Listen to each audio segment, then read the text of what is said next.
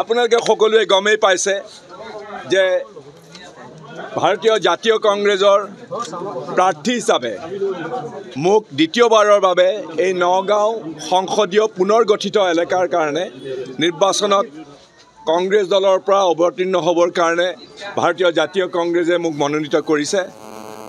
এই মনোনীত হোৱাৰ পিছত মই আজি আমাৰ কৰ্মী আমাৰ পৰিয়ালৰ কংগ্ৰেছ পৰিয়ালৰ সকলোকে মাত এষাৰ মাতিবৰ কাৰণে আজি মৰিগাঁৱলৈ আহিছোঁ। অন্য জেগালৈকো গৈছোঁ আৰু এনেধৰণে মই সকলোকে লগ পাই পেলাই আমি সংঘবদ্ধ হিচাপে একেলগে আমি এই সংগ্ৰামত অৱতীৰ্ণ হ'ম। আৰু ইয়াত আমাৰ যিটো বিৰোধী দলৰ কেইবাজনো ব্যক্তি ইয়াত আহি পেলাই মোক তেওঁলোকৰ সহযোগিতা কৰাৰ আশ্বাস দিছে। আমাৰ আম আদমি পাৰ্টিৰ লোক ইয়ালৈ আহিছে, ইয়াত CPI দলৰ লোক আহিছে, আমাৰ ৰাইজৰ দলৰো ইয়াত নেতৃবৰ্গ ইয়াত আহিছে আৰু তেওঁলোকে প্ৰতিশ্ৰুতি দিছে যে আমি সকলোৱে সন্মিলিত হৈ পেলাই আমি এই নিৰ্বাচনত অৱতীৰ্ণ হ'ম আৰু সকলোৱে মোক সহযোগিতা কৰাৰ প্ৰতিশ্ৰুতি দিছে।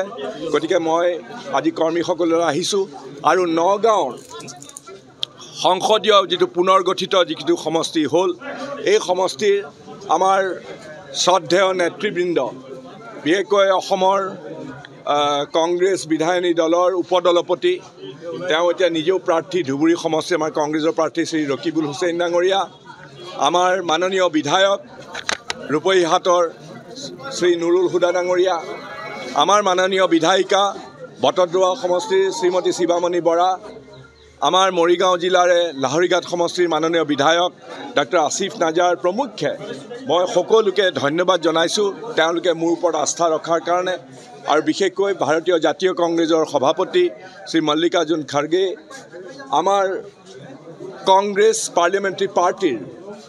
পাৰ্লিয়ামেণ্টৰ যিগৰাকী নেত্ৰী শ্ৰীযুতা সোনিয়া গান্ধী ডাঙৰীয়ানী, আমাৰ নেতা শ্ৰী ৰাহুল গান্ধী ডাঙৰীয়া, আমাৰ কংগ্ৰেছৰ উচ্চ নেতৃত্বৰ যিসকল ব্যক্তি আছে জিতেন্দ্ৰ সিং প্ৰমুখ্যে, আমাৰ অসম প্ৰদেশ কংগ্ৰেছ কমিটিৰ সভাপতি শ্ৰী ভূপেন বৰা, শ্ৰী কংগ্ৰেছ বিধায়িনী দলৰ নেতা শ্ৰী দেৱব্ৰত শইকীয়া, সকলোকে মই ধন্যবাদ জনাইছোঁ আৰু মোক দ্বিতীয়বাৰৰ বাবে প্ৰাৰ্থিত্ব দিবৰ কাৰণে দলে সিদ্ধান্ত লোৱাৰ বাবে তেওঁলোকৰ ওচৰত মই মোৰ কৃতজ্ঞতা জনাইছোঁ। চাওক, মই এটা কথা স্পষ্ট কৰি দিছোঁ, মূল যুঁজখন বিজেপিৰ লগতে হ'ব। এইকাৰণে বিজেপিৰ লগত হ'ব যে এই UDF দলটোৱে মই শুনিছোঁ যে তেওঁলোকেও প্ৰাৰ্থিত্ব দিব, কিন্তু তেওঁলোকৰ যিটো ইতিহাস অসমৰ ৰাজনীতিত সেইটো আমি সকলোৱে জানো যে তেওঁলোকে বিধানসভাতেই হওক বা পাৰ্লিয়ামেণ্টতে হওক তেওঁলোকে ভালকৈ জানে যে কেনেবাকৈ সৰকি পেলাই এজন জিকিলেও তেওঁলোকৰ প্ৰাসংগিকতা ভাৰতীয় ৰাজনীতিত নাই, অসমৰ ৰাজনীতিত নাই। এইকাৰণে যে না তেওঁলোকে চৰকাৰ গঠন কৰিব পাৰিব কেতিয়াবা, না তেওঁলোকে পাৰ্লিয়ামেণ্টত গৈ পেলাই ক্ষমতাৰ অংশীদাৰ হ'ব পাৰিব। কিন্তু সেইটো কথা জানিও তেওঁলোকে নিৰ্বাচনত অৱতীৰ্ণ হয়।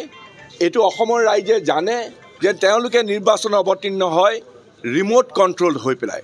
তেওঁলোক নিৰ্বাচনত অৱতীৰ্ণ হয় তেওঁলোকে নিজে জিকিবৰ কাৰণে নহয়, তেওঁলোকে নিৰ্বাচনত অৱতীৰ্ণ হয় যে কংগ্ৰেছ দলৰ প্ৰাৰ্থীজনক কেনেকৈ হৰুৱাব পাৰে, যাতে কংগ্ৰেছ দলৰ প্ৰাৰ্থী যাতে জিকি যাব নোৱাৰে তাৰ কাৰণে তেওঁলোকৰ এটা মিছন, আৰু সেই মিছনৰ সকলো ডাইৰেকশ্যন দিয়ে আজিৰ অসমৰ যিগৰাকী মাননীয় মুখ্যমন্ত্ৰী হিমন্ত বিশ্ব শৰ্মা ডাঙৰীয়া। এইটো সকলোৱে জানে, তেওঁ নিজেই স্পষ্টভাৱে কৈ দিছে যে হিমন্ত বিশ্ব শৰ্মাৰ নিৰ্দেশত UDFে দলৰ প্ৰাৰ্থী থিয় কৰায় আৰু তেওঁলোকৰ উদ্দেশ্য মই আকৌ কৈছোঁ নিৰ্বাচনত জিকি পেলাই কিবা সাধাৰণ মানুহৰ আশা আকাংক্ষাক প্ৰতিফলন ঘটাবৰ কাৰণে নহয়, তেওঁলোকে নিৰ্বাচন অৱতীৰ্ণ হয় কংগ্ৰেছৰ প্ৰাৰ্থীক পৰাজিত কৰিবৰ কাৰণে। UDFৰ মুৰব্বী বদৰুদ্দিন আজমল তেখেতে এটা কথা উল্লেখ কৰিছে যে আফটাৰ ডিলিমিটেশ্যন সমষ্টি পুনৰ নিৰ্ধাৰণৰ পিছত আপোনাৰ যিটো নগাঁও লোকসভা তাত 66% মিয়া সম্প্ৰদায়ৰ লোকে ভোটাৰ আছে। তেওঁলোকে কৈছে যে এইবাৰ মিয়া ভাৰ্চেছ আদাৰ পাৰ্টিজ, বিশেষকৈ আপোনালোকক টাৰ্গেট কৰিছে কংগ্ৰেছ আৰু মিয়াৰ মাজত। আমি কংগ্ৰেছ দলে এনেকুৱা ধৰণৰ সংকীৰ্ণ গণ্ডিৰ মাজত থাকি, সাম্প্ৰদায়িক গণ্ডিৰ মাজত থাকি কেতিয়াও ৰাজনীতি নকৰোঁ, সেইটো সকলোৱে জানে। গতিকে এনেকুৱা ধৰণৰ অপপ্ৰচাৰেই হ'ল তেওঁলোকৰ সাম্প্ৰদায়িকতাবাদেই হ'ল তেওঁলোকৰটো মেইন তেওঁলোকৰ শক্তি।